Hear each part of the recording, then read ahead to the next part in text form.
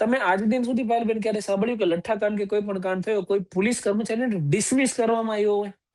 તમે પત્રકારિતા કરો છો ને ત્યારે ક્યારેય નહીં સાંભળ્યું. ખાલી લઠ્ઠાકાંડ નહીં, ક્યારેય પણ કોઈ પણ પોલીસ કર્મચારીને ડિસમિસ કરવામાં આવતો જ નથી.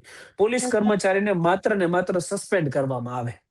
અને સસ્પેન્ડ પછીના ખેલ કદાચ તમને ખબર હોય કે ના હોય, જનતાને જણાવીશ કે દારૂના કેસની અંદર કોઈ પણ પોલીસ કર્મચારી સસ્પેન્ડ થાય પછી એને ટ્રાન્સફર કરીને કાં તો સારું પોલીસ સ્ટેશન આપવામાં આવે અને કાં તો પ્રમોટ કરી અને કાં એસપી લેવામાં આવે અને કાં સચિવાલયમાં લેવામાં આવે. અને આ ફેક્ચ્યુઅલ હકીકત છે.